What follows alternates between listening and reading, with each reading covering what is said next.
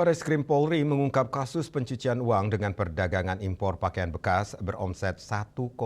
triliun rupiah di Pasar Kodok Tabanan. Dalam kasus ini, polisi mengamankan 2 orang sebagai tersangka, ratusan bal pakaian bekas dan bus sebagai barang bukti.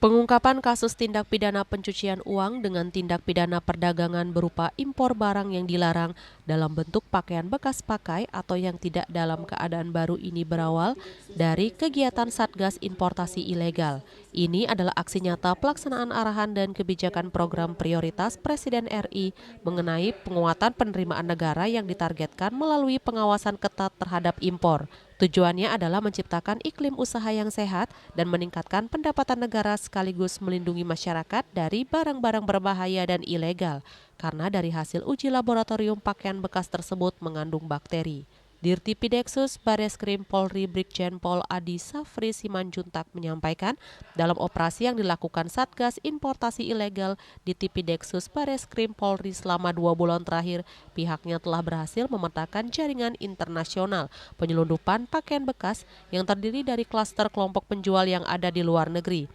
kelompok transporter, kelompok penyedia jasa pembayaran, kelompok penampung dan penyimpan barang, serta kelompok pengedar penjual pakaian bekas pada beberapa pasar modern dan retail maupun toko online atau marketplace. Dari hasil pemeriksaan, penyidik menetapkan 2 orang tersangka ZT dan SB, keduanya beralamat di Tabanan, Bali, dengan dugaan tindak pidana perdagangan berupa impor barang yang dilarang dalam bentuk pakaian bekas pakai atau yang tidak dalam keadaan baru dalam kurun waktu tahun 2021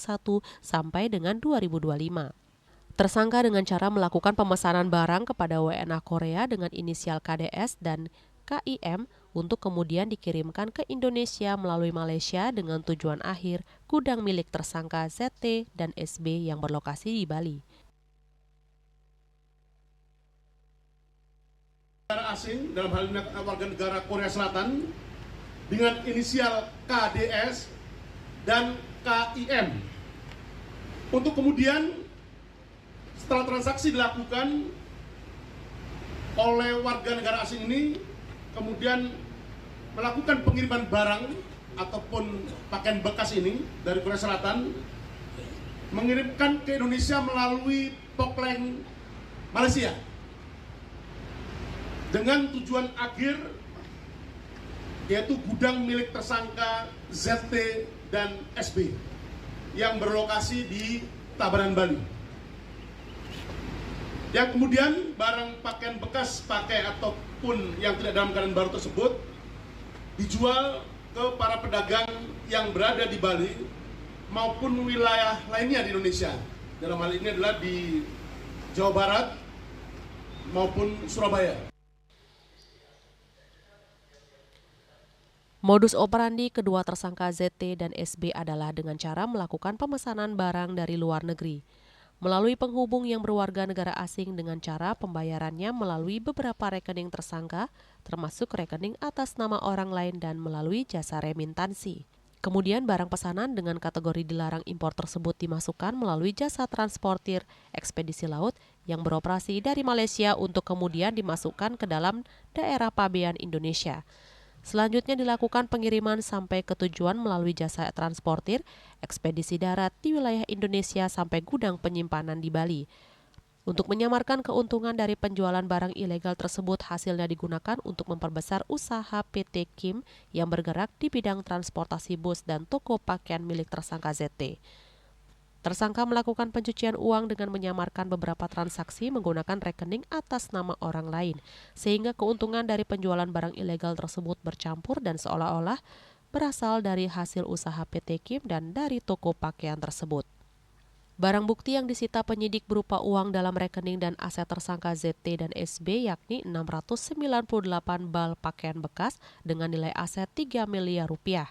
53 bal pakaian bekas dengan nilai aset 250 juta rupiah, 76 bal pakaian bekas impor dengan nilai aset sebesar 300 juta rupiah, 7 unit bus dengan nilai aset sekitar 15 miliar rupiah, 1 unit mobil merek Mitsubishi Pajero dengan senilai sekitar 500 juta rupiah, uang dari rekening bank milik tersangka sejumlah 2.554.220.000,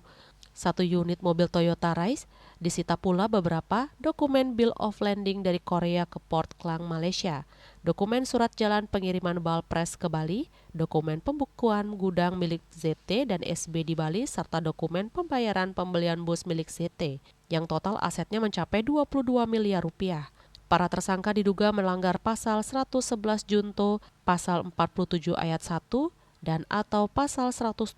ayat 2 Junto, pasal 51 ayat 2 Undang-Undang Nomor 7 Tahun 2014 tentang perdagangan sebagaimana diubah dalam Undang-Undang Nomor 6 Tahun 2023 tentang Cipta Kerja, dengan ancaman hukuman pidana penjara maksimal 5 tahun dan atau denda maksimal 5 miliar rupiah, dan pasal 3, pasal 4, dan pasal 5 Undang-Undang Nomor 8 Tahun 2010 tentang pencegahan dan pemberantasan tindak pidana pencucian uang dengan ancaman hukuman maksimal 20 tahun penjara dan denda paling banyak 10 miliar rupiah. Raiswantara, Bali.